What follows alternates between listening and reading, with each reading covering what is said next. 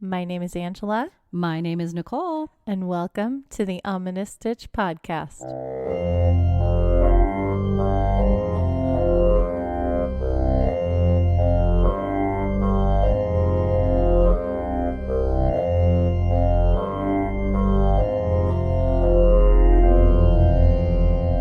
Hello. Hi, everybody.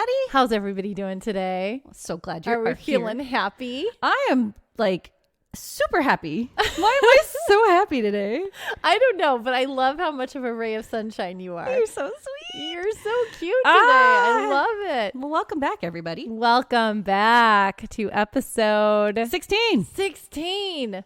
We've done 16 of these already. We are in 16. That's awesome. It goes fast, doesn't it? It does go fast. I feel like we just started. I know, right? Oh, Nicole, this Yes. has been a crazy week. I'm sorry. It's okay. It's good. What's got you in stitches? So what has me in stitches is I took my son to the doctor yesterday. That's the worst. And parents, shout out if you've had this experience, because this has happened almost every time I go to the doctor now. No. So I don't want to take my kids to the doctor. Okay. Because it's not only that they get shots, the doctors now give me the shots. They're like, too. oh, you need an update. You're like, shoot. Yeah, so we have the same insurance, right? Mm-hmm. And so they just, take a quick peek through my file to make sure that, oh, you know what, you're due for your flu shot too. So I took my son in yesterday and he got a flu shot and his COVID booster. Poor buddy. Oh, He's all at feeling once. so tired Those are today. tough together. Yes. And they're like, oh, you know what, you're due for your flu shot too. And the flu shot needle, I this is a fact. I talked to the doctors. It's bigger than your COVID booster shot. Did you know that? Is it? No, I didn't know that. It doesn't, I don't feel it when it goes in, but afterwards, my the worst, your gosh, arm, right? My arm is still sore. I had it yesterday. My arm is still sore. My head is still fuzzy. Yeah. I hate it so much. That's the worst. But you got a flu shot. I got my flu shot. Good for you. I have to do I was that. a good mom, because you can't say, oh, no, thanks, I'll do it later. Yeah, and then in front make of your your kid kid. get shots. That's an evil That's the thing the worst. doctor's offices do. They trick you. They do, those tricky doctors. They know what they're doing. But it's good. It's good. I'm glad I have my flu shot. I'm Yeah. glad I'm up to date. Everything's good. yeah. And it'll pass. It just takes a day or two. Yeah. I'm just busy. I don't have time to not feel well. Feel good? Yep. Yeah. But, I know that it's just the medicine working through my body. I'm not really sick. Yeah. It's all good. It'll go. It'll go away.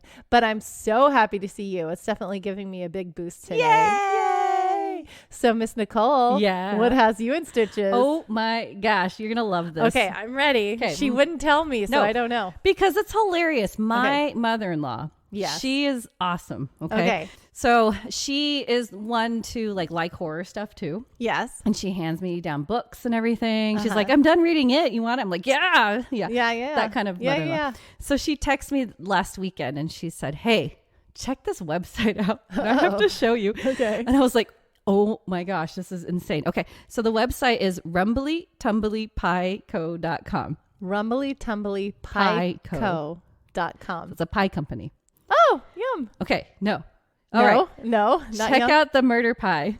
What? So you can, in the month of October, No. you can order something called a murder pie. You guys, it murder has pie, a bloody face it looks on it. just like a murdered face. It's so gross. It's very detailed. That's so crazy. And I don't know if I could ever eat something like that. No. Right? Like, those people who bring like the kitty This litter just makes cake me think of and, like American Pie. yes, right?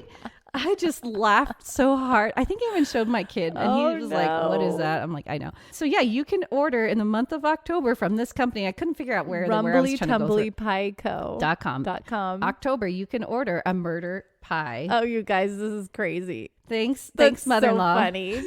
I'm like, That's how so did funny. she find this? I should have asked her. If you but- sent that to me, I would cry. I think I'd be like, oh my God, what are you doing? If you guys want to see it, I will post it on socials, but you got to tell me if you want to see it because I won't do it unless It someone is says. freaky. It's pretty creepy, but it's a seasonal pie. No pie, two pies will look exactly the same. You can, she does it or they do it in apple, cherry, Marionberry, or mixed berry. Nice. Yeah. Would you I feel like apple wouldn't be as gross as That's like true. cherry. Cherry would be want perfect a for red this one. Yeah, you want a red pie. I guess apple would that's look so zombie-like, crazy. right? Yeah, it would be like more pussy, I guess. Right? Ew. I just couldn't eat this thing. That's so crazy. Isn't it crazy? Yeah, she made the picture bigger and it's even worse. It's worse. It looks like a murdered face. And the teeth. Like there's teeth in there. I know. So that's got me in stitches, y'all. Oh, that's a good one. Yeah, thanks, mother-in-law. Oh, no. Thanks for sending this to me.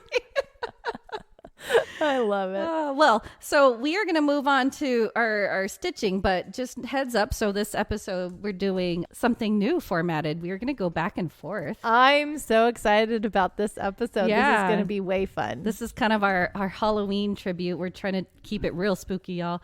So we're going to go back and forth. Spooky, real spooky. Today's episode, sorry, we're distracted by Miss Angela's dog, Rosie. She's very needing some love right now. Hi, Rosie. She's like right in the middle of us. Nicole. Nicole is her favorite person in the world. I love Rosie. She's a good dog. You're a good doggy. So the stitch today is really cool, right? You found a cool love one. this stitch. Yeah. So should we get stitching? Let's get stitching.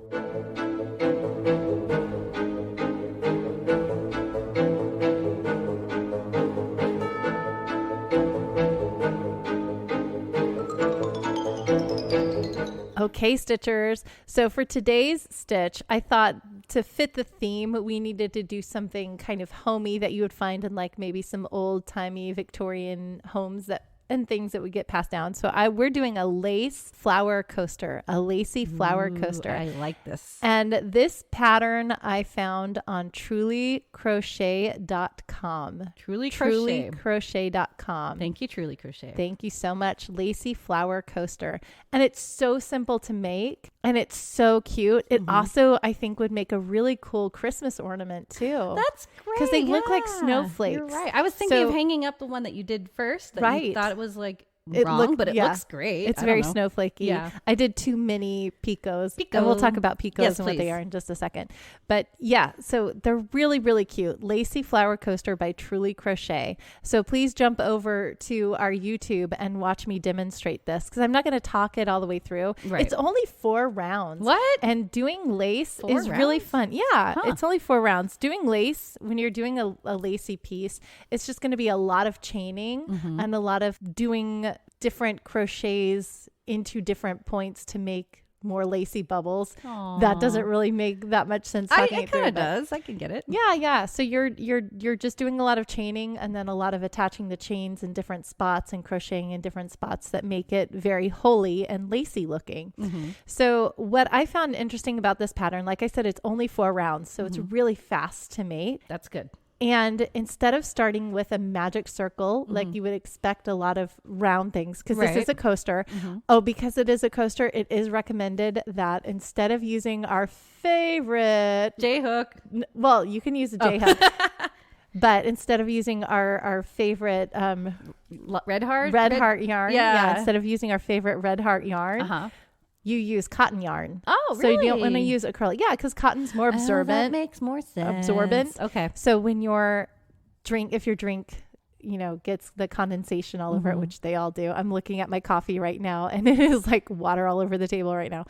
The cotton will soak it up, Oh, so cotton's better. Makes Cotton's more absorbent. It's better instead of the acrylic yarn. Okay. But instead of using a magic ring, we're going to do something different, which I've done before in the past. But what it does is it leaves an open hole in the center of it, right? That's right. So you're going to chain and then attach back to that first chain so it makes a chain circle. Oh, okay. That makes sense. You slip stitch back to that first chain. So for the first round, you're going to chain 6 and then you're going to join with a slip stitch to the beginning chain and that forms a ring. And then you chain 1 after that to start the first round. And then you crochet into that chain. So for example, in this one, you're going to double crochet into that chain. Cool. And you do like 24 double crochets into that chain. But every third one is special. Ooh, so we're going to talk about a picot. Yeah, what's a picot? I know, you were asking me that. And I was like, I'm going to tell you. Yes, I saw it. And I was like, what is a picot? So picots are special stitches that add this kind of little decorative, kind of little ring or nub Okay. Call it nub, Nub a is decorative good. little nub on the top of your stitch. So it adds a decorative kind of nub at the top of your stitch. Got it. So for example, for this pattern, we're doing double crochets, and at the top of a double crochet, you will chain a certain amount. So if it says picot 3, you chain 3, and then you slip stitch into that first chain. So it's like you chain 3 and then you go back and you slip stitch into that one. My amigurumi axolotl. The axolotls Was that do a those. picot? Yes, With the those are feet? picots. Yeah, so you've done See, them. I got it. Yeah, so that's all a picot is. So Okay. it'll tell you a certain amount that you chain, and then you chain that amount, chain 3, chain 4, chain 5, whatever, and then you go back and you do slip slip stitch stitch into that first chain. Got it. And you get this little kind of decorative nub. I got it. Yeah. Oh, that's so cool. So really, that's all this pattern is it's double crochets, it's chaining, and then you do these little picots every once in a while, and it makes a really cool star lacy flowery coaster. Something I can do. Absolutely Yay! something you can do. She's And gonna it's teach just me. 4 rounds of it. That is so cool. Yeah. I'm excited to make it. So jump on over to our YouTube. That's right. So you can see us make this and demo this beautiful lacy flower coaster. Yes. And then have fun designing your own kind of lacy patterns. Oh, that's Yeah, a good idea. it's really fun. You can just Do whatever you want once you get comfortable with it. yeah, huh? yeah, That's a yeah, great yeah. idea. So we want to see what you're making. Yes. So please attach pictures on any of our socials, or you can Yeah. always email us at theominousstitch@gmail.com. That's right. And let us know what you're working on, because we want to see it. We want to see it. Okay, so that's it for Stitch Time today. Yay. Are we ready for story time? I am so excited for story time. Let's get some haunted houses going on. It's story time.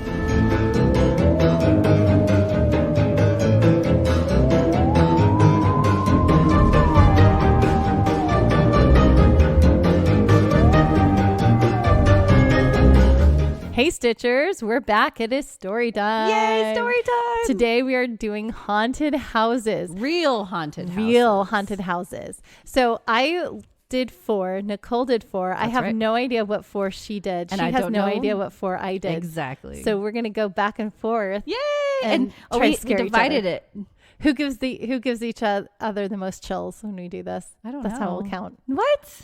Yeah. See We're how gonna many have a chills you give rating? me? No. Out of 10? Yeah, sure. How many chills did you get? And so we divided this because I'm going to do west of the Mississippi this time of the United States. And I'm doing east of the Mississippi. Yeah. And I'm sure there's a million haunted houses out there in the whole world, which we'll get to at some point. Yeah, we only did 8. Yeah. We can't do a podcast for like 8 hours. Yeah, we would. We would. I think my voice would die. Yeah, probably. Yeah. Yeah. Okay. Do you want me to start? Yes, please. Okay. So what I did, because my hometown, I guess I would consider, is Washington State. Washington. So I started off in Washington. Go Huskies. Go Huskies. So we are traveling to Everett, Washington. Yeah. I know Everett. Yeah. Yeah. You've been there. Yeah, I Okay. have. So Everett, Washington, it's called the Rucker Mansion. That is so pretty. So you can see my photo. Yes. It's really nice. I'll go into this, but they restored this whole thing. It's crazy. It's so pretty. Yeah. All right. So Jane Morris Rucker, she was the first non-Indigenous female resident of Everett, Washington in 1889. Wow. Go Washington. She had moved there from Ohio along with her sons Wyatt and Bethel to Tacoma, Washington. That's where I grew up. Hey. Tacoma in 1888, and decided to move up north since there were opportunities for development.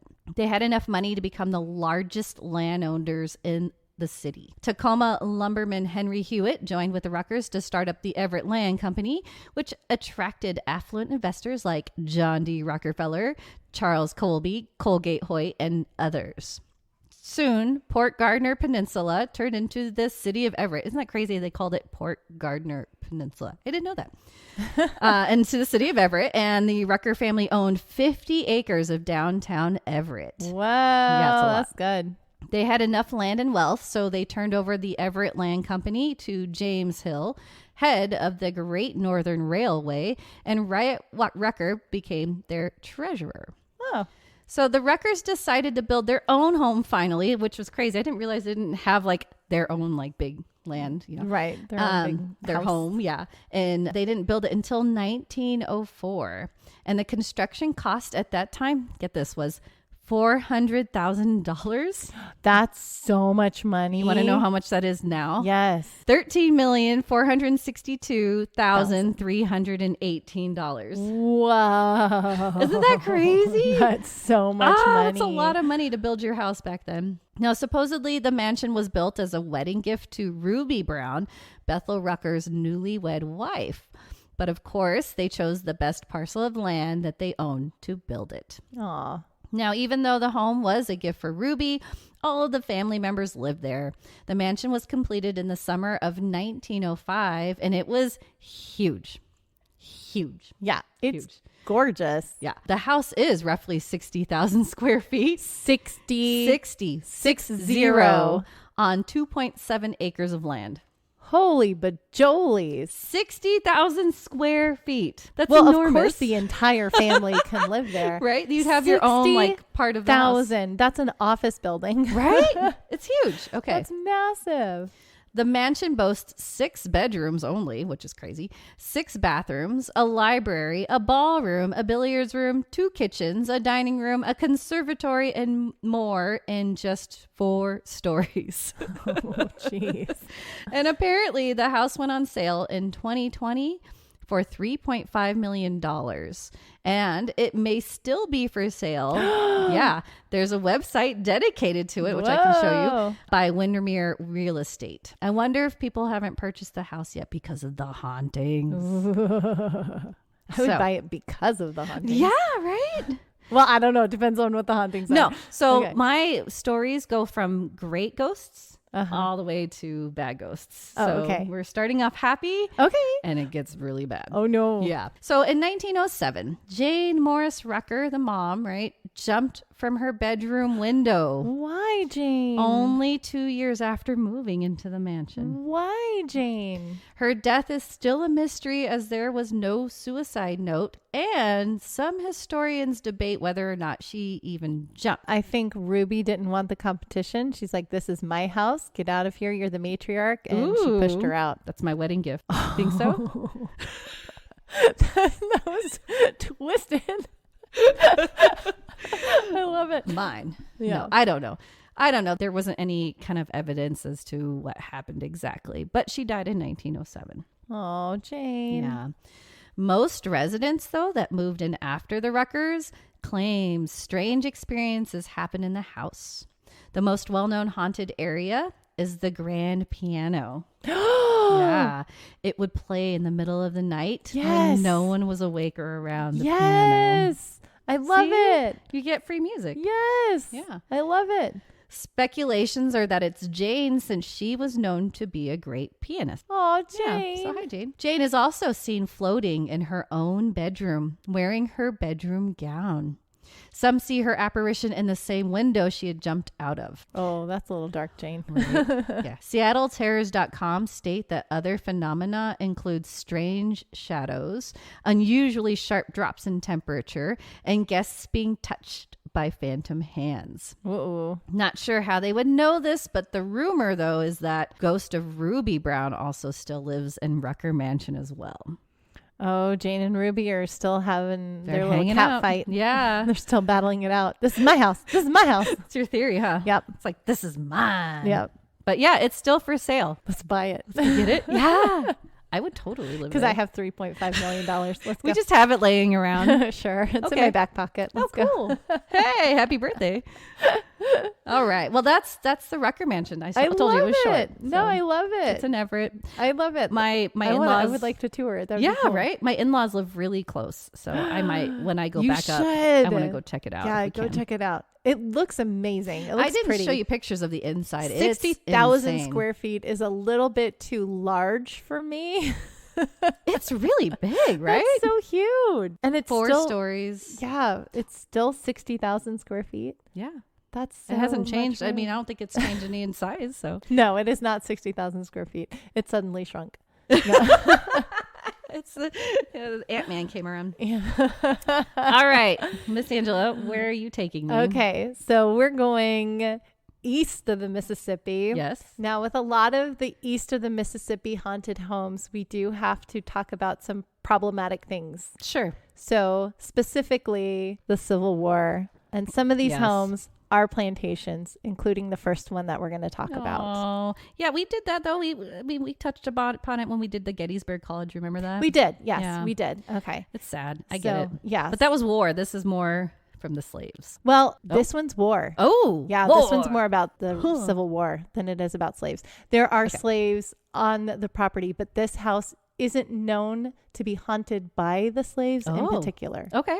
This is haunted by a Civil War Confederate general. Ooh, tell me more. Okay, so we are going to Rippavilla. Rippavilla. Have you heard of Rippavilla? No. Rippavilla is in Tennessee. Oh, Tennessee. Yeah, Tennessee, just outside of Nashville. Tennessee. Okay. Rippavilla Plantation, also known as Meadowbrook, and Nathaniel Cheris House, is a former plantation, historic house and museum located in Spring Hill, Tennessee. The Cheris family were part of an 1810 land grant awarded by President James Madison. Initially, the property included a 1,500-acre farm. Wow. So much land, right? Yes. Nathaniel Francis Cheris IV resided on the property along with his wife, Same thing.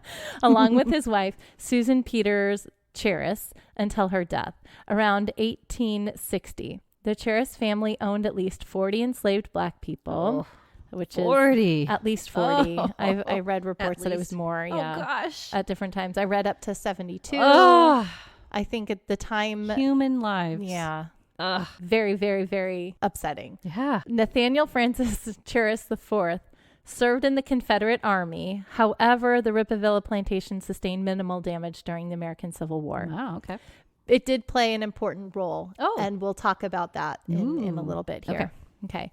The plantation house was built in several phases, but was extensively remodeled between 1928 and 1932.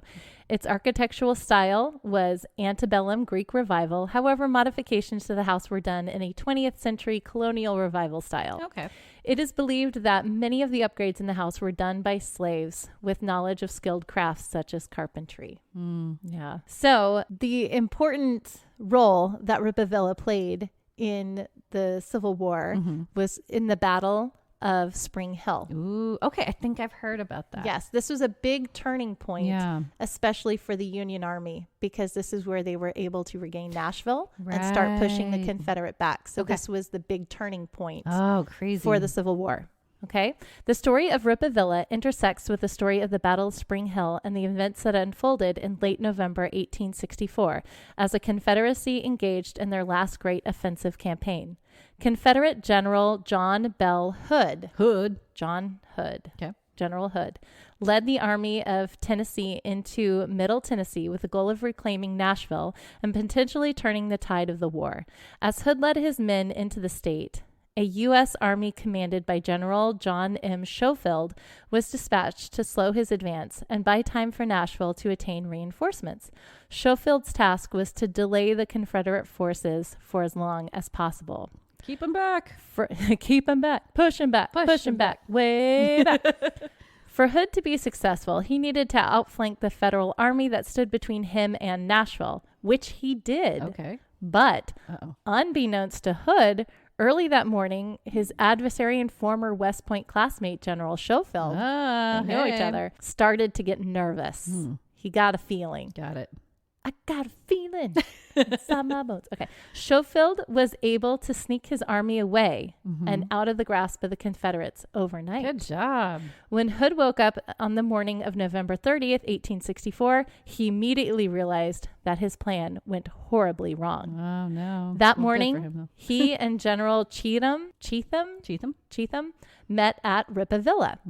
It is unknown exactly what they discussed or the overall tone of their conversation. One account written 4 decades after the events transpired mentioned that Hood was wrathy as a rattlesnake this morning, striking out at everybody. This may well have been the case, as extreme emotions in this situation would have been understandable, but it is impossible to verify. Other things to note about General Hood at this time, he had an amputation and was in a wheelchair. Oh, no. And was using morphine and alcohol Ooh. to numb the pain. Sure. So I can He's like imagine that hopped he's up and he's not feeling great. right. Okay. So that's important to know, especially as we get more into the story here. Okay. The Battle of Spring Hill and the events of the night of November 29th tested their ability to effectively command and communicate in less than ideal circumstances, and the results were disastrous. Whatever these two men discussed in Rippavilla on the morning of November 30th, the outcome was clear. Hood ordered his army to pursue the federal forces, which happened in Spring Hill on November 29th. Led directly to the horrors of the Battle of Franklin the following afternoon. Men like General Patrick Cleburne spent their last night on Earth camped northeast of Rippavilla. As the story goes, the next day when General Hood instructed General Claiborne that his men were to be placed in the center of the Confederate assault in the Battle of Franklin, Claiborne responded, "General, I will take the works or fall in the attempt." Oh, jeez. The Tennessee campaign ended in failure. Hood was unable to reclaim Nashville, and the Army of Tennessee was no longer an effective fighting force. When General Robert E. Lee surrendered his forces in April of 1865, there was no coordinated Confederate army that could keep the war going. Yay! Sorry. War is not great, but you know what? Yay. Yeah. Okay. So after the Civil War, Nat Cheris, who is Nathaniel Cheris, he went by Nat, returned home to Rippavilla in June 1865. So it's important to note that Nat was against secession. He didn't want to secede from the Union, but in order for his way of life to keep going, he needed to join the Confederacy, and so he fought for them. So after the war, life at Rippavilla changed dramatically. Nat quickly moved away from cotton production and focused more on wheat and livestock. By the end of the 19th century, a community of freedmen was living and working on the property. In order for him to get his land back, to get Rippavilla back, he had to renounce the Confederacy, rejoin the Union officially, and emancipate all the slaves. Good. At that point, he was able to get his land back after he did that. And now he has a community of freedmen living and working on the property. So they're free, and they decide that they want to still work on the farm. Yes. Are they getting paid? They're getting free and working there. So I don't know how they're getting compensated for what they're doing. If they're getting compensated by being able to have their share of the crop, or if they're getting compensated that's what I was by thinking too, maybe getting paid or having land. But they are not working as slaves anymore. They are not working as slaves. Huzzah. The 15 buildings that were formerly used as slave structures were the centerpiece of what became known as the Cheris Quarters. Sam Bond, a man who was formerly enslaved elsewhere, was hired as the farm manager in the late 1880s, and he lived and worked on the farm for over 20 years. Wow. Susan Cheris died on June 15th, 1893. Nat sold the house to his son, William, barely a year later. By the year 1900, Nat and his widowed daughter, Jeannie, were living in West Moray County.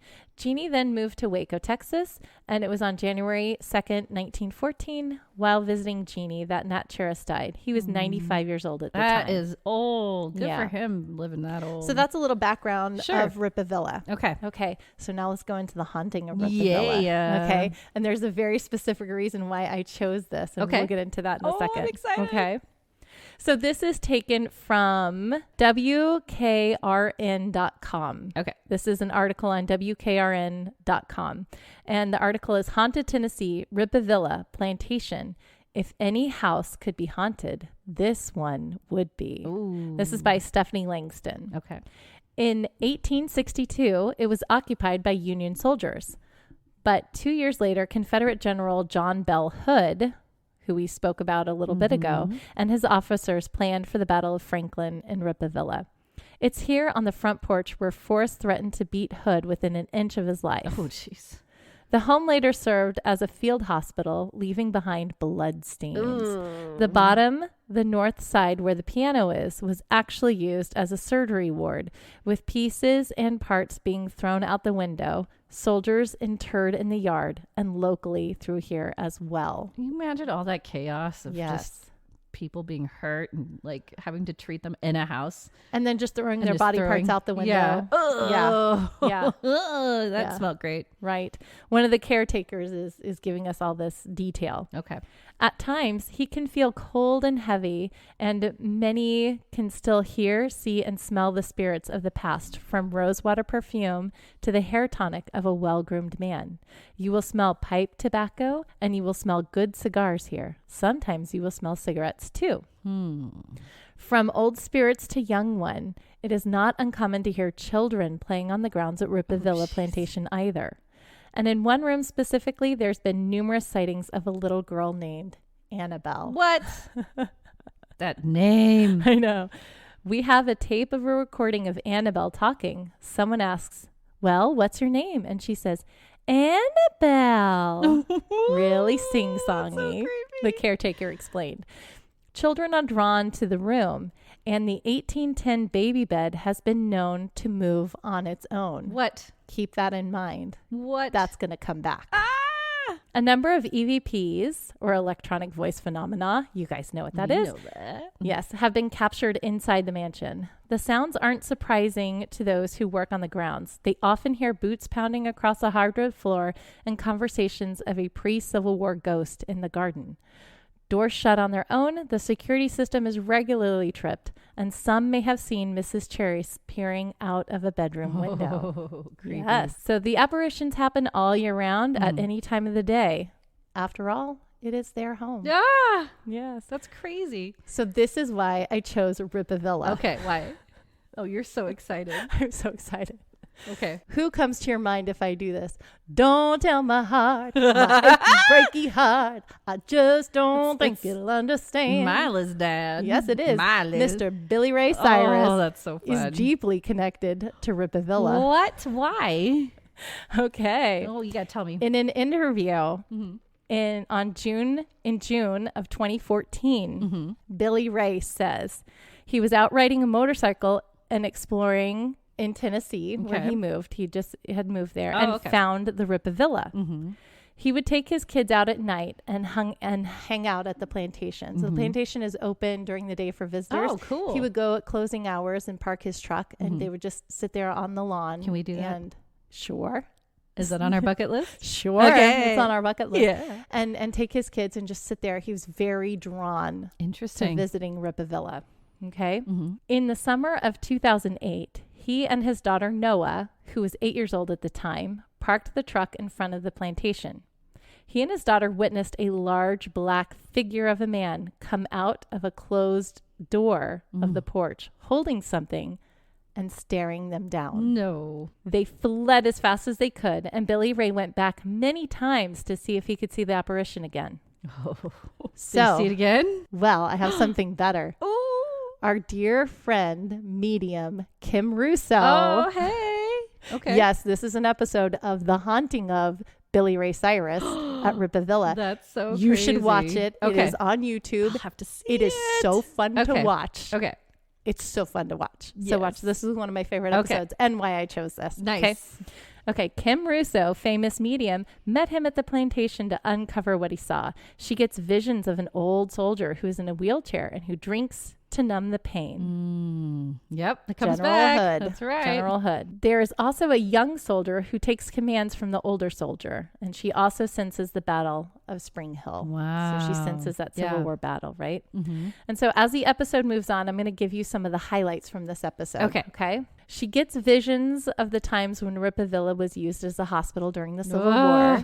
Creepy. In that piano parlor Yeah. that we heard about earlier, Right. she's like, I see white walls. I see blood stains everywhere. I see things being amputated. Oh, it's so creepy. Billy Ray, this is important to note, also says that it feels like he's coming home when he visits the villa. Weird. Why? It feels like home to him. Uh-oh. And we'll get into that in a minute. Oh, no. General Hood stayed at Ripavilla. There's Okay. a plaque in the room that he stayed in. So they were up in that room. And he had his leg amputated and was on morphine and alcohol for the pain. And as we discovered earlier, he made a lot of decisions about a big turning point in the Civil War. Bad decisions. Really bad. Really bad But good for decisions. Good for the Union, bad for the Confederacy. Yes. Bad for him. Yep. So as the show progresses, she names that younger soldier. She says his name is Alfred. Alfred. Okay. Alfred, the younger soldier, died under the command of General Hood, and his presence is stuck at the villa. Oh. And it is documented that a young soldier named Alfred, that was a Confederate and served General Hood, did die on that property. Wow. So he is buried there. He's buried at Ripa Villa. Body is there. Right. According to Kim, Billy Ray was a soldier in a past life and is connected to the villa. What? And when they were touring the house, it's at this point where they walk into that room with the crib. Yeah. And it moved. So they saw the crib move. Crazy. It moved. Oh my gosh. Billy Ray saw Alfred on the porch that night. That's who Kim discovers who he saw. Okay. He had a brother. Alfred had a brother named Henry, who is Billy Ray. Oh my gosh. Reincarnated. What? Yeah. So Alfred is recognizing Billy Ray's soul as his brother. And according to Kim, the story is that Henry deserted the battlefield because he didn't agree with General Hood.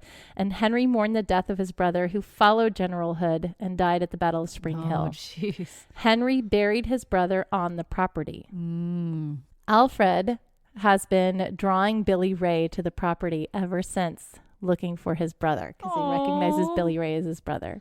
And Billy Ray feels guilty for deserting his brother, or Henry feels guilty for deserting his brother, and he decides to fulfill his purpose and help Alfred move on. And so that's just a recap of the episode. Yeah, that's crazy. Yeah. Did not know any of that. Right? That's why I chose that one. I thought that one was a cool story. That's so cool. Good job. So that's the Ripa Villa. Ripa Villa. You know when you kept saying Ripa Villa, I thought it was one word. Well, it is. So sometimes it's written as Ripa Villa, one word, and sometimes it's Ripa Villa. Okay.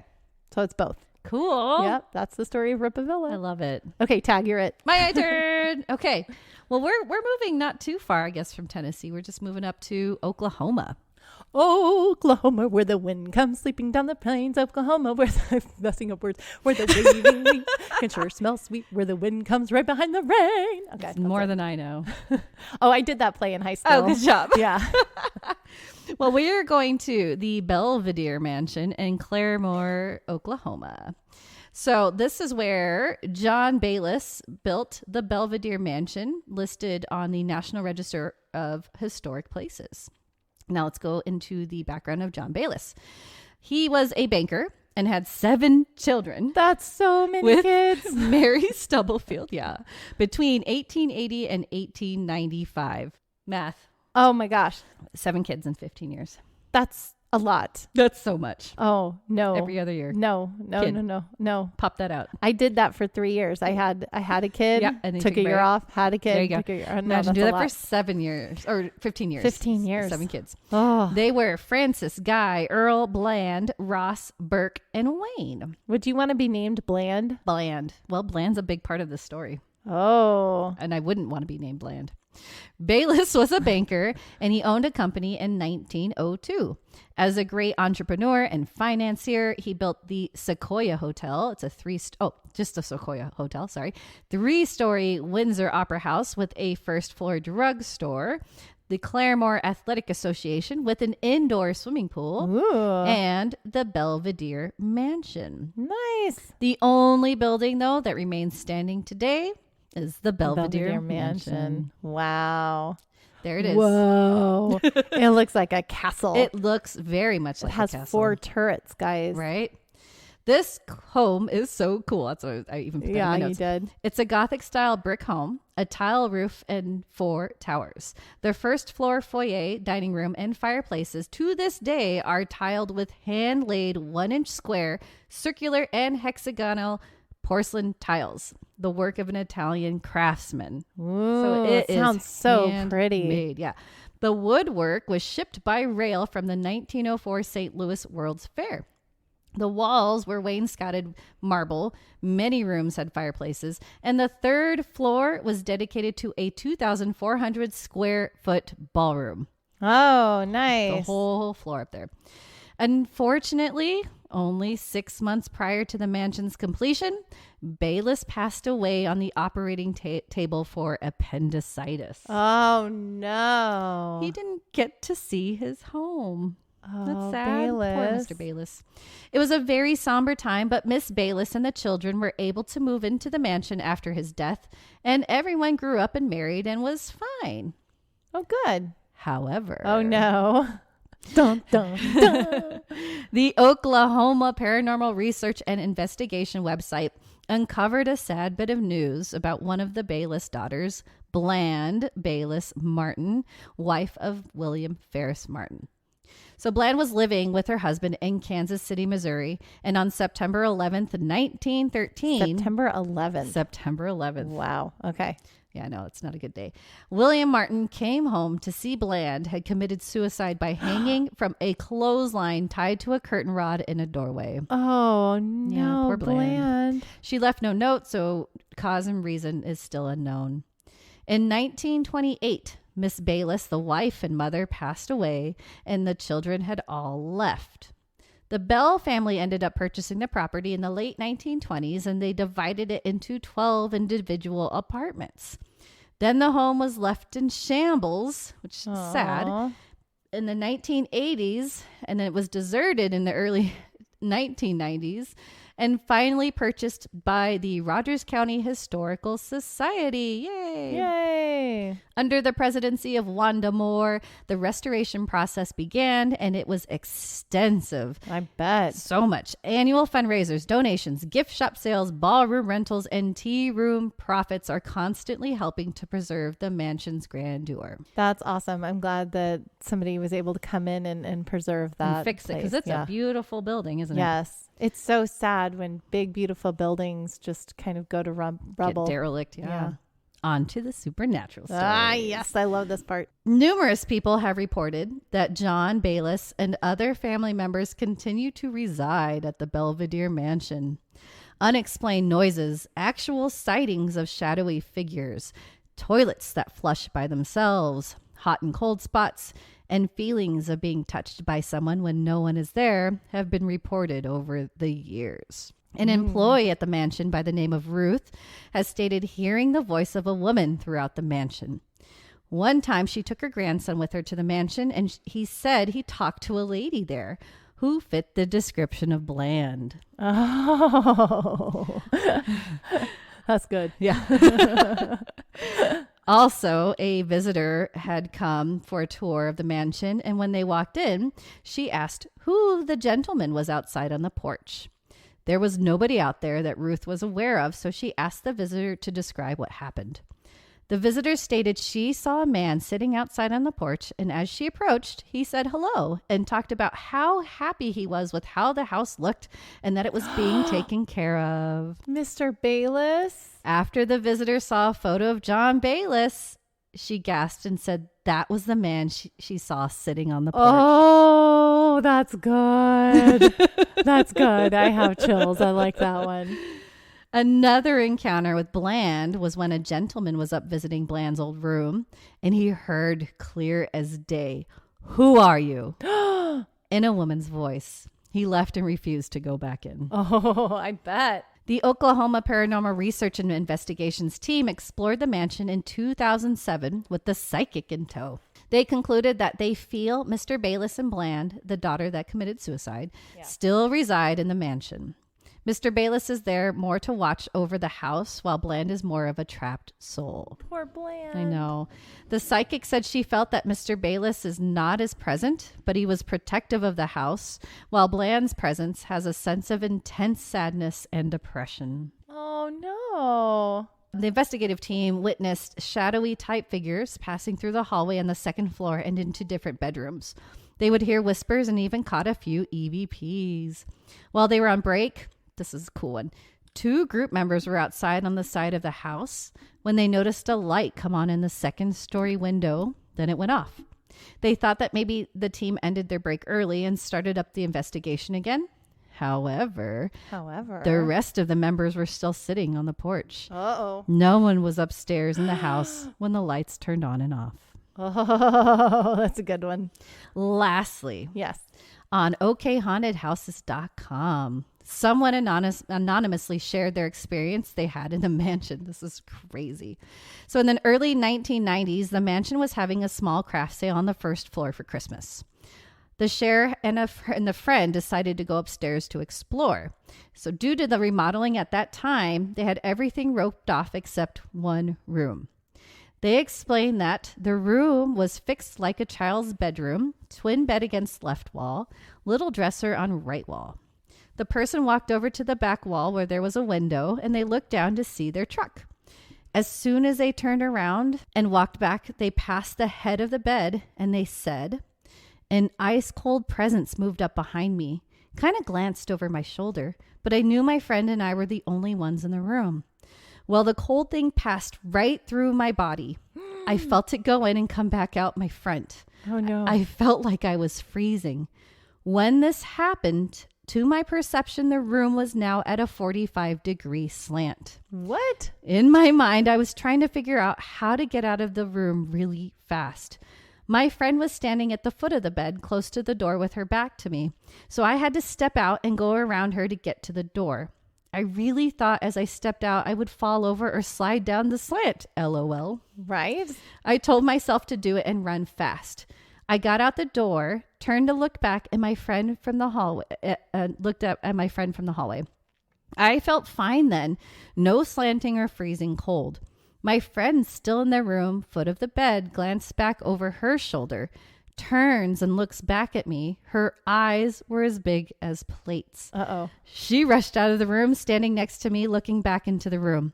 She starts to freak out, says someone was tugging on the back of her shirt. She thought it was me behind her, but when she looked back, no one was there. Oh, she was shaking. It scared her so bad.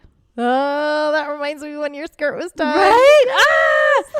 So that was her anonymous story, or his, I didn't know who. And that's the Belvedere Mansion. Oh, that's a good one. Oklahoma.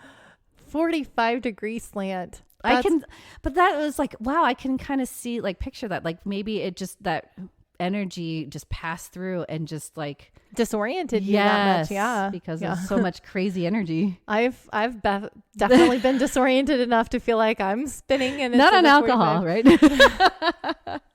Oh, babe. All right, where are we going, Angela? Okay, now we're going to New York City. Hey, New York. New York, New York, concrete jungle where dreams are made of. Okay, we are going to the Morris Jamel Mansion. Now, when I started looking up houses, I texted Nicole. This is a little side. I texted her. I was like, have we done this place before? Yeah, you had like deja vu, huh? Yeah, I was having deja vu. I'm like, I think I know this story. Why do I know this story? Right. I still don't know why I know what this is. But we're going to go visit it right now. You ready? Yes, I'm so ready. Get your travel pants on. Travel pants. New York. New York. Okay. This is from NewYorkCurbed.com. That's where I got this article from. This is the 13 most haunted buildings in New York City. The Morris Jamel Mansion, one of the oldest houses in Manhattan. This stately Georgian mansion in Washington Heights was built by Roger Morris, a colonel in the British Army in 1765. Wow. It served as military headquarters for both sides of the Revolution, with George Washington retreating here after the disastrous loss of the Battle of Brooklyn in 1776. In 1810, the house was bought by Stephen Jamel and his wife, Eliza. Aww. And after his suspicious death, she remarried in 1832 to a haunted figure in his own right. Aaron Burr. Why did I say his name like that, Nicole? What? The peanut butter commercial. Aaron Burr. You can't say Aaron Burr. That's how I hear his name. I don't care how many times I've seen Hamilton. I hear his name that way. Hard. Okay. Sorry, she married Aaron Burr. Okay. Got it. The former vice president and killer of What's My Name, Boy? Alexander Hamilton. I never saw it. You've never seen Hamilton? Don't kill me. Oh, sorry, is guys. It still on Disney Plus? I'm sure it is. Oh, we my tried. gosh. I'm really sorry, guys. Oh. So, Nicole. real quick. Yes. My husband hates musicals. He just has a backstory to it. I like only a couple. So it's really cool to watch. Okay. It's really cool. We tried. I'll try again. Yeah, I'll try it it on my again. own. It's really cool. Sorry, guys. You would like it because there are parts that go backwards and forwards, and the design of it is really Lin-Manuel. All right, I'll try. And his songs are crazy catchy. Okay. You know that. They are crazy catchy. Okay. You're welcome. Yes. That's the only one I know. No, we don't talk about No, I don't. Don't do it. You guys are welcome for that little earworm. Yeah. Okay, so Killer of Alexander Hamilton. Okay. Since at least the 1960s, rumors of the supernatural have persisted when a group of rowdy school children allegedly saw the ghostly visage of Eliza Jumel, who told them to quiet down before gliding away. What? Other sightings include a talking grandfather clock. Oh, it's Beauty and the Beast. Right. And a Hessian soldier who's his head on? Yes, his head was on. Okay. A Hessian soldier who's been known to emerge from paintings on the wall. Ooh. Yes. That is so cool. Okay. He has his head. He has his head. Dang it. This is from morrisjumel.org. Okay. As the oldest surviving house in Manhattan, the Morris Jumel Mansion has borne witness to much of New York City's rich and diverse history. The original property, located on the ancestral homeland of the Lenape people, comprises 50 modern city blocks. In addition to it serving as military headquarters for both the British and Hessians, as well as the Americans during the Revolutionary War. For those of you who don't know what Hessians are, because I had to look it up, it was a faction of the German army that came and fought with the Brits. Sleepy Hollow. Oh, Johnny Depp, Sleepy Hollow. Johnny Depp, Sleepy Hollow. That's right. The mansion also served as a tavern for a number of years. Stephen and Eliza Jumel purchased the house in 1810 and embarked on a series of major renovations, reflective of contemporary 19th century tastes. Ooh. Thanks to the stewardship of the last private owners of the property, Ferdinand and Lily Earle, the home became a museum in 1904. Ooh. The mid-20th century saw the neighborhood develop into a vibrant home to many artists and celebrities from the Harlem Renaissance, including Paul Robeson, Jackie Robinson, Thurgood Marshall, and Duke Ellington. Yay, that's for you. Do, do, do, do, do, do. Okay. Take the A-train. Yes. You must take the A-train. Yeah, I didn't know the words. I know how to play the saxophone line. Hill in Harlem. Yeah. Duke Ellington once referred to the Morris Jumel Mansion as the jewel in the crown of Sugar Hill. Aww. Today, the mansion and its neighboring buildings are a part of the Jumel Terrace Historic District. Because of this, the appearance of the immediate neighborhood has changed very little since the beginning of the 20th century.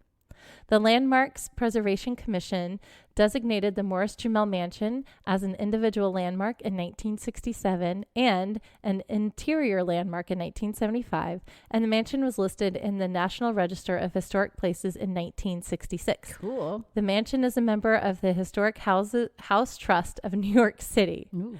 This mansion has been featured so many times. Yeah? Let me tell you some of the things that it has been featured on. Okay. It has been featured on The Holzer Files, Ghost Adventures, yay, Zach Bagans, Haunted USA, New York, New York One.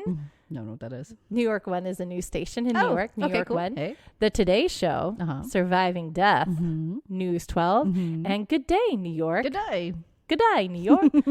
The Morris Jumel Mansion is perceived by many as a paranormal site and has attracted academics and investigators such as Hans Holzer, Zach Bagans, the Tennessee Wraith Chasers. Ooh, that's a cool name. And now us. Yay! Okay, and now I have a list, and we will include this in our notes, of all of the television spots it's been on. It's been on a lot of things, in podcasts and in print. That's so cool. And I went ahead and visited some of these stories, so I'm going to pull from some of these stories and tell you what they found. Yeah. If there are such things as ghosts, they are here, said paranormal investigator Vincent Carbone, who also gives tours at the mansion. Yeah. This is a CBS News story that I'm reading to you guys right now. You got it. Okay. Sunday morning, producer Sarah Kugel asked Carbone, "What kind of things have you seen?" He answers, I haven't seen much, but I have heard disembodied voices, footsteps. I've heard objects moving. Other staff members have seen things. They have heard things as well, including activity in Aaron Burr's former bedroom. In the paranormal industry, there's a term called the EVP. We all know what that is, said Carbone. That's a sound or voice that is recorded on a digital recording device that you didn't hear in real time. About 2 years ago, we were recording in this room, and about a week after the investigation, the team leader sent us this clip and said, hey guys, we got something in Burr's room, and I don't know what this is. Carbone played the video clip. Notice no one reacts to it because we didn't hear it, but also notice that it's so loud that it has an echo, much like our voices in the room at that same time. I actually listened to a recording of it. What? Yes, I did. They have it on this website, so you can listen to it. Okay. Although the sound was isolated from the background noise, Carbone said no one could determine what exactly it is. And what does the voice say? Everyone has a different opinion, he replied. When I first heard it, I thought it said, he doesn't love you. Some people say, they're going to laugh at you. Listen for yourself. Ooh. We have an audio of a mysterious shouting voice in Aaron Burr's bedroom. Let's do it. Play it. Can you play it? Whoa. Was that it? it? Yeah. Listen again. Who asked you? That's what I hear. Okay. Isn't that crazy? That's insane. That is so loud. So hopefully we picked that up. If not, you guys got to go listen to it. We'll link it. But yeah, we'll that's link it. Insane. Sunday morning was still skeptical, so Carbone showed some of his paranormal investigating gadgets. And electric magnetic field meters were brought into Burr's bedroom. This furniture is original. Whoa. This is from France. Eliza Jumel, who is married to Burr, did own this. Wow. There's nothing electronic in or around or underneath these pieces of furniture, Carbone said. Meters placed on 2 chairs lit up brilliantly. I'm not saying that we are definitely capturing a ghost conversation here, but it is pretty interesting. Yeah. It opens up the dialogue a little bit more, he said. The Morse Mansion hosts ghost tours twice a month for believers and non-believers. Are we going to New York now? Yes, we are. New York. Okay. Carbone said, healthy skepticism is what we want. I would much rather investigate with a room full of skeptics than one person who is truly a believer. Yeah, that would be crazy. So this is from Spectrum News, New York 1. Okay. Story of Manhattan's oldest and spookiest house is now open for ghost tours. Yeah, it is. We've got an interesting history of ghost stories that date back far as the early 1800s, says Lynch, who is one of the staff members there. Some staff have heard disembodied voices. Some have seen shadow figures. Inspired by the popularity of ghost hunting, the museum is now inviting visitors for paranormal programs, including candlelight ghost tours with an EMF or ghost meter, as they've also come to be known. As we entered Aaron Burr's room, Lynch tells me the museum's popularity has skyrocketed because of the hit Broadway musical Hamilton that brought to life the founding fathers. Hamilton, Burr, Washington, and other historical figures all walked these halls. Yikes. In fact, the mansion houses the room where it happened. What Cue happened? song, The Room Where It Happened. It's also where Lin-Manuel Miranda wrote the song, The Room Where It Happened. He was actually there? He was there. He That's sat fun. in the chair in the room where it happened and wrote the Good for song. him. Yeah. That's why I wanted to include this. Miranda wrote parts of Hamilton sitting in this very chair, says Lynch. And when she said it, the meter went off. Oh, Ah! that's crazy. It is true some scientists have been skeptical about the use of EMF meters in detecting ghosts. But the stories are hard to ignore and to explain, including a story of school kids in 1964, which we already talked about, right? Yeah, that's so cool. The author of the article goes on to say, I don't know if the Morris Trumel mansion is in fact haunted. I do know that the meter went off a lot. It is spooky in here, and I do think I heard Eliza Jumel calling my name. No. Yay. And I have one more for you. Okay. So this is from the podcast Burrows of the Dead Paranormal, Investigation of the Morris Jumel Mansion. So one of the mansion's most well-known residents is Eliza Jumel. Eliza Jumel started life in a Rhode Island workhouse, was rumored to be a prostitute, and she married the wealthy French-Haitian merchant Stephen Jumel and lived a life of opulence thereafter, moving into the mansion in 1810. In 1832, Stephen Jumel had a terrible accident.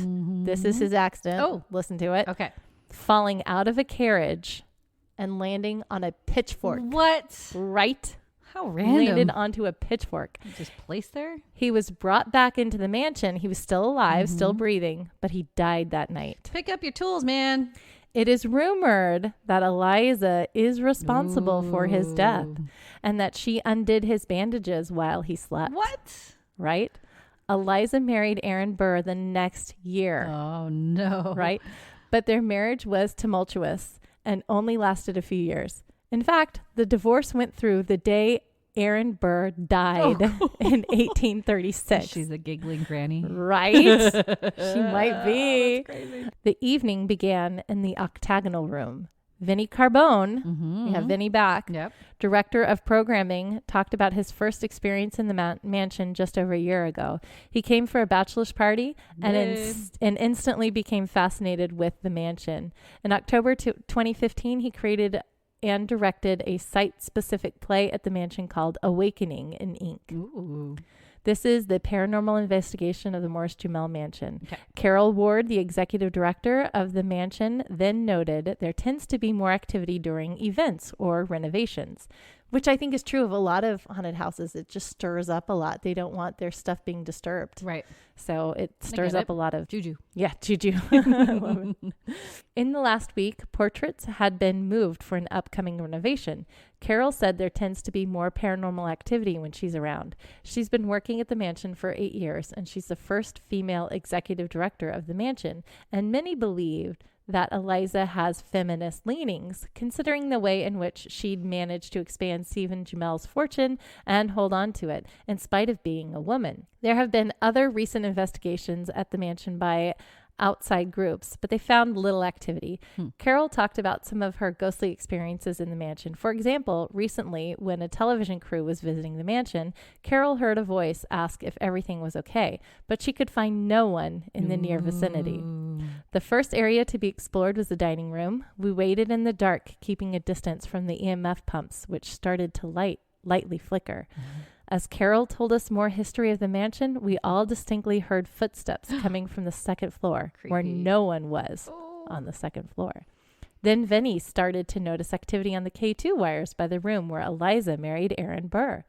The lights were moving from orange to red. More than that, the white noise scanner started to pick up a lot of static. After the activity in the dining room started to calm down, we moved to the second floor landing. Vinnie talked about introducing ourselves to the ghosts European style and talked about the idea of stating to the ghost that we meant no harm.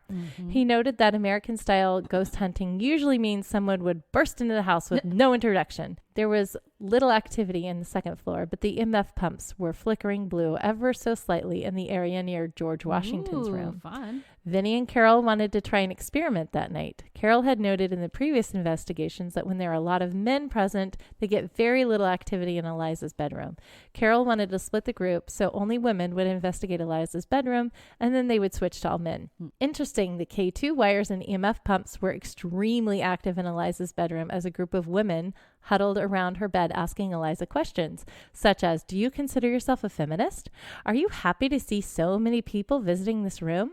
When the group switched places, it was all men, they detected no activity in Eliza's bedroom. Wow. So their little theory was right. Interesting. The group of women moved to the room that was considered to be Eliza's adopted niece's room, but now historians think it might have been her great nephew's room. There was some activity detected on the K2 wires in this room, but our group had a little trouble figuring out who the spirit might be based on our questions. In the room that I've come to think of as George Washington's room, which contained a telescope and a map, there was no activity, just a flickering red light that turned out to be a smoke alarm. In Aaron Burr's room, the K2 wires were turning to red and orange, and the EMF pumps were emitting a blue light. But this was also an elusive ghost, and our questions for the ghost were unable to confirm his or her identity.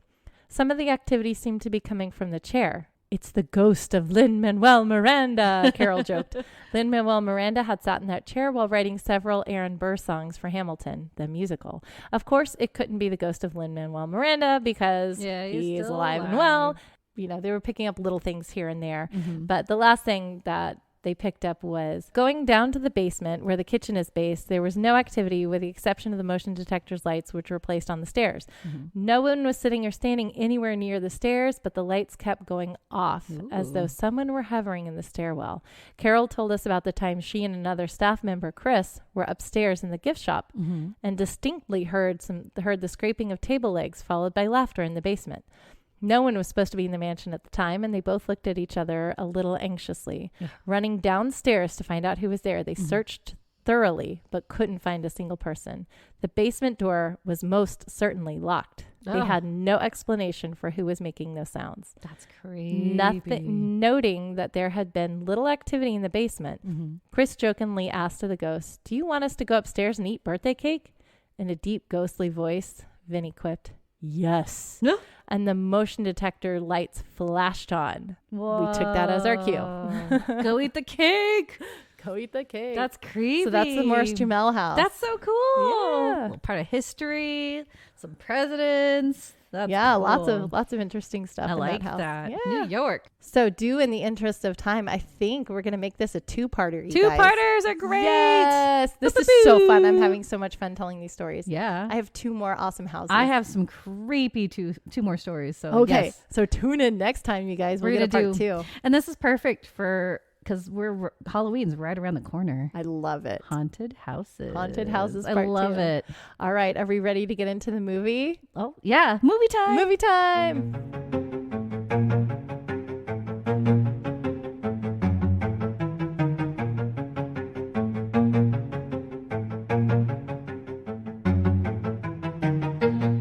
This week's movie is an oldie but a goodie because it was one of my first horror movies. And I have never seen it until we watched it. Crazy. I know. We watched Poltergeist. So this movie was released the year I was born, 1982.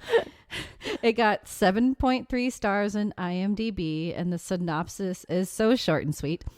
A family's home is haunted by a host of demonic ghosts.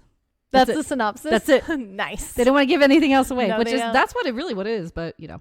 Can you guys believe this movie is rated PG? She told me, "Oh, my kids are going to watch." I was like, "Don't let your kids watch it. It's so scary." My husband was like, "Oh, it's PG. No. We can all watch it as a family. No. It's spooky season." That's why I watched it as a kid. We watched it as a family. And look how I turned out, Angela. Your kids are going to grow up and be like, "I'm going to do podcasts about creepy things." My youngest has been in my bed all week. See? I texted her too because, I mean, I'm sure all of you seen this, but I was like, dude, a tree tries to eat a kid. You're going to let your kids watch this? And sure enough, they've seen worse. Yeah. So I was like, all right. But man, this movie is so fun because it just starts right off the bat spooky. Do you remember at night when the TV would do that? When it would do the Star Spangled Banner? Yes. And my kids, I remember the Star Spangled Banner. And it would turn off. And then it would go to static for a few hours. My husband and I were telling the kids, we were like, that's what used to happen in real TV because they didn't broadcast 24/7. Nothing at night. Yeah. Nothing at night. It's and now everything's streaming and you can watch anything 24/7. And my kids pointed out that when they were watching that scene, they're like, "Oh, this is exactly how they did the Animaniacs trailer when Animaniacs was coming back and they were redoing really? it." Yeah, they took the Poltergeist, but they did it from when everyone's in bed, so it's the second time that the static comes on. The static comes on. Oh my gosh! And Yakko, Wacko, and Dot come out of the TV. Oh no! So that was they're here. I think I've seen that before. That's funny. There's a lot of things that people take from this movie. Yes, it's so cool. So many things. I was like, "Oh, I've seen a parody of that. Yes. I've seen a parody of that." Yep. And like I've seen enough pieces of the movie so that I know things. Like we actually talked about it in a previous podcast that I knew about the clown. The clown. Yeah. Which is the end part, which I forgot about that. I've seen this movie like every other year. I was wondering when it was going to happen. Right? I was like, well, where's the clown? I see the clown. This is the end. Yep. And then the end kept going. I'm like, oh, this is a false ending. Yeah. It's not a real ending. They're doing the trick false ending. I love those. So we're at the beginning though, real quick. I wanted to say it was hilarious because the football guys, you remember they're all watching the football game? Yes. And they're like, what made me like, I had to look this up. Mr. Rogers. Okay. One of the guys kept going, "Who is this guy?" when it got changed. Yes. Mr. Rogers has been around since the 60s. Yes. So how did this guy not know who Mr. Rogers was? Well, maybe he doesn't have kids. So everybody knows Mr. Rogers. He's probably on on news, like on articles, on like, everything. Well, he had that whole big push in Congress to get funding for that's right. children's programming. So how does this guy? Who is this guy? That just made me laugh. But I was like, yeah, I feel you. I have satellite internet, and it just doesn't, like, we don't get good reception. So I was like, I feel him. I don't need someone else using a controller to change my TV. I love the clicker war. Yeah. That was hilarious. Was that good? There were so many moments in this movie that you're like, woo, that didn't stand up too well. And how is this PG? Right? 1982. Yeah. How did They're get... smoking weed They're in bed? smoking weed in bed. And I'm like, oh no. Right? Look at what my kids... And we were just like, don't smoke, kids. That was crazy. Oh so no. funny. I was laughing really hard at that good. part. And I'm like, I shouldn't be laughing at this. But I mean, like, yeah, PG where there's a tree trying to eat a little kid. There's so much going on right at the bat. And I was like, this shouldn't be PG. I'm sorry. It should be PG-13 at least. So. Well, yeah, but they didn't have PG-13 then. They didn't? I think it was because of movies like this. They started doing the ratings. Yeah. I didn't even know that. Yeah. I don't quote me on when they started it, but it was not the early 80s. I think they started doing the rating system maybe late 80s, early 90s when they started doing the PG-13. No wonder. Yeah. Oh. Well, you learn something every day. Yeah. I couldn't believe how that rating. But anyway. But yeah, this is such a good nostalgic movie. The whole fact that, and I'm sure, again, everybody's seen this, your house being built on an Indian burial ground and like a cemetery. Yeah, it was built on a cemetery and they didn't bother to move the body. Which, okay, this is where I wanted to ask you. Yes. When you're building a house, wouldn't you dig farther than 6 feet under the ground for foundation and stuff? I think so. So wouldn't they have hit gravestones or like bodies and like their coffins? Maybe. See, that's what I was really confused about. I'm like, okay, they built it on a cemetery. They just moved the headstones, but maybe they moved the ones that they were digging up. I have no idea how it works. I don't know. I'm not in construction. I just figured if you would be building houses, like a big construction job of all this huge neighborhood, you would come across some graves or like some like coffins and people, right? Yeah. So I was really confused by that. Well, I don't know, because when we were in San Diego, that's true. A lot of those buildings were built over the graves. The sidewalks. Sidewalks, and but then also the building. Really, the bar, right? Yeah, the bar was built on top of graves. I don't get it, people. I don't get it. But this was scary, right? Did you like it? Poltergeist? Yeah. It was fun. It was fun. It was, I've seen scarier things. It was fun to watch my kids get scared. Okay. There were lots of moments of laughing. There were lots of moments of like, oh, that's cringy. Cringy. But it was fun. I had so much fun watching it. Good. Well, I wanted to get into, I'm sure all you Poltergeist people and horror movie buffs, and Angela didn't know this, that the Poltergeist franchise a lot of people speculate it was cursed. Yes, you were telling me about this morning. So let me give you a couple facts about why people think it's cursed. The biggest one is, I'm sure you've seen, the skeletons arise from the pool when they started digging up the pool and the skeletons come up, right?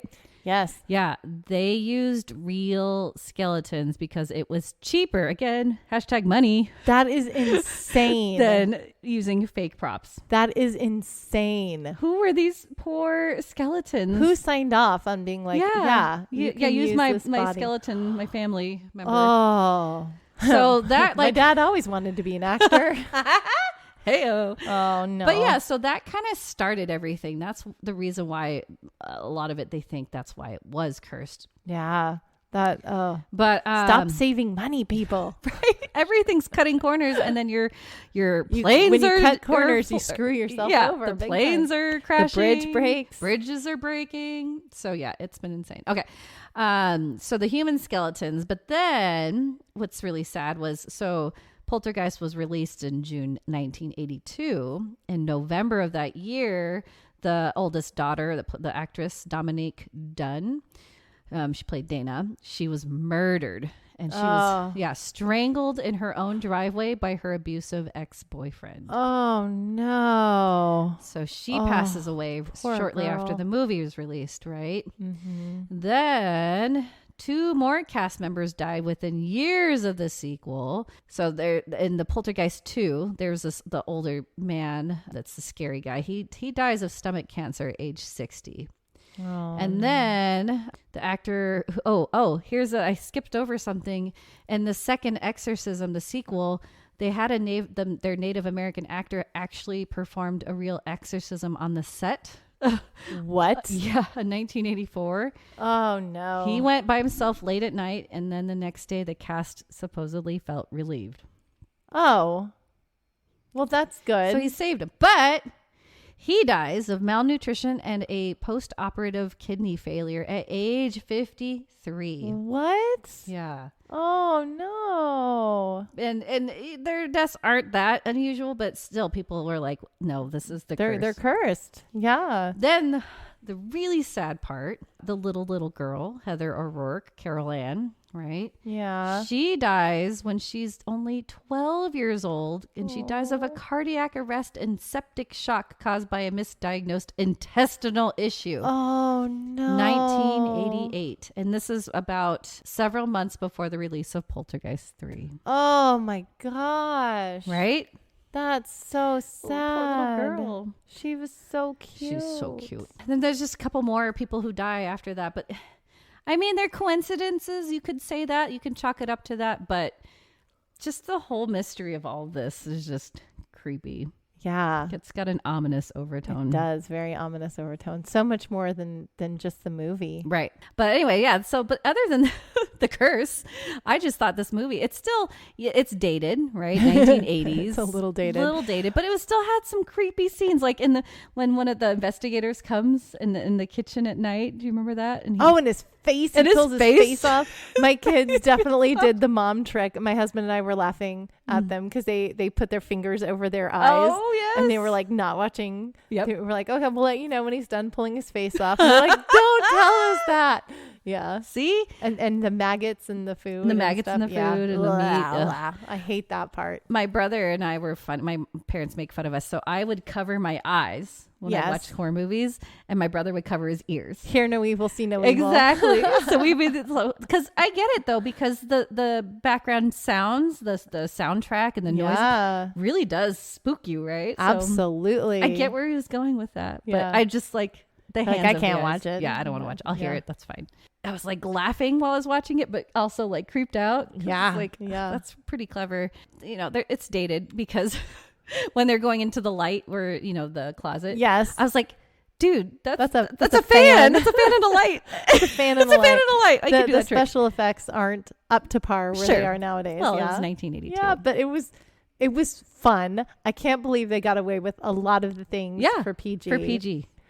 But it was still a really fun, scary, like just fun, scary movie to watch. Right? Yeah, so it was great. I had fun watching. I like the ghosts coming down the stairway. Oh, that was very pretty. And they saw it on the video, and they could see the people actually. Yeah, that was a very pretty moment. Yeah, I like that one. And then there was a discrepancy because at the end, they're like, "Oh, we're gonna stay at the Holiday Inn."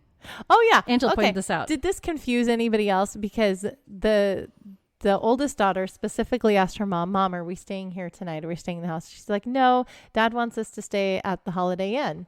Mm-hmm. And then a little bit later, you see her tucking the kids into bed at the house. So they didn't leave. So was he going to come home and then move later? Maybe he was coming home really late. And so he wanted the kids to take like a nap. A quick sleep, yeah. But that's still, I wouldn't want to stay there. Yeah, no. I'd be like, no, I'm not even going to go to sleep. You know what happened in that room. That closet, man. As soon as I got my daughter out of the ether, I would be like, all right, let's go. Yeah. We'll come visit the house during the day to get all our things. But we are not I'm never staying in this time house in here. Yeah. No. Isn't that crazy? That's crazy. Yeah. That's creepy. My last thing real quick is that, so at the beginning, and what is this mom doing? Her oldest is 16, right? 16. She's walking. Which, incidentally, is the age that the mom was when she had her. Right, math. Did you guys do the math? Because we did, and we know we were right in this math, because theoretically she is 32 years old 32. and has a 16-year-old daughter. Yep. Gilmore Girl rules. She is 16. She's 16. So her daughter, Dana, 16-year-old's walking outside at the pool, and the pool that it's being made by these construction guys that they know, and they're catcalling her and whistling at her. Yeah. And the mom's sitting there just watching, like, giggling. it's normal. And like, she fends for herself. She flips them off and they're laughing about it. And I'm like, good 16-year-old, but bad parenting, mom. Yeah. Would you go over there and slap these men and go, hey, I'm going to hire somebody else because you are harassing my daughter? Like, what is that? Yeah, that would not fly. No, not now. Never. My mama bear would come out and I would I would hitting those men. Yeah. I'd be like, get the hell out of my house. Yeah. Right? Yeah, like, yeah. And then she goes and comes back and he's like eating her food. I'm like, ew. Ew, yeah. Pre-COVID. Ew. Ugh, way pre-COVID. Germs out of it. Oh, that's so gross. Yeah. So that, again, there's a lot of things that are dated about this movie, but still, I love this. I will watch it probably every other year. It's a classic. I understand why it's a classic. Good. All of the problematic parts are specific to the time period. Yes. So it's kind of like a little time capsule of like what you were allowed to do and get away with in the 80s. Right. The 80s. Which is kind of 80s. crazy. Mm-hmm. What I love about it is that it's fun and it kind of makes fun of itself, or it's very aware of kind of how ridiculous these moments are. Mm-hmm. Like a clown strangles a boy. Oh. A tree eats that same boy. Yeah, poor boy. I would be so traumatized. There are skeletons popping up all over the place. Everywhere. There's things in the room. They close the room off and there's like things floating and moving in their room. Like, yes. 24/7. Yes. And they're like cool with it. Yeah. Oh, and then the crash helmet on her daughter when she goes sliding across the floor. The mom's all She's like cool watch with this. This is fun. I'm like, no. There's some crazy force. I would have been out of there as soon as I saw the chairs restack themselves on the table. Like, nope. Okay, done. I'm out. Maybe even the second my daughter's like, they're here. Yeah, right. No, we're not talking. No. They even saw her in the very beginning talking to the people in the and TV. they were like scraped it off. They're like, cool. All right. That's nothing. Yeah. It's just a little girl talking to a TV. What the hell? Nope. I would have been, Gone. Okay, we're going to have this place exercised at that moment. Or just burn down and leave. I would burn the house down. So how many stitches do you give Poltergeist? I would give it an 8. Yeah, I that's a good one. 8. Because it's like a movie that like I said, I'm not going to rewatch it every year, but I'll probably rewatch it every It's a other classic. year. Yeah. It's fun. It's still kind of spooky, but you can watch it. You can thoroughly watch it. Apparently it's PG. So apparently Miss Angela lets her kids watch it. I didn't know. I should have thought about them like it's 80s. 80s It's 1980 PG. rule. Yeah, it was fun. You've scarred them for life, just like me. I have. Yay. They turn out to be like me. I turned out okay, right? You turned out wonderful. Okay, good. See, you're so an they'll awesome be okay. person. They'll like scary movies, I think. Yeah, they'll like scary movies. Oh, that was a super fun episode. I can't wait to do part 2. Oh, I am very excited for part 2. This was fun, though. I love learning about like true scary houses because we'll go visit them, right? Yes. Yeah. Yes. All of the ones that I talked about today give tours. That's so cool. Some that I'm going to talk about you can actually sleep in. Ooh. And And then again, if we guys have $3.5 million, you can buy the house for us, yeah, we'll come visit you. Let's go to Everett. Yeah. Go buy the house in Everett. We'll come visit. Thanks. Yeah. All right. All right. So with that, please reach out to us on our socials. Please. Email us at theominousstitch@gmail.com. Mm-hmm. We want to hear from you. We will give you guys shout outs. Be on the lookout for patrons, people. Yeah, we'll give you some more info about it If you want to support the podcast and maybe get a little surprise from Miss Nicole or me or both. Yeah. Be on the lookout for that. Yes, we'll have please. some announcements coming soon with that. Yeah. And with that, See ya, Stitchers. see you, Stitchers.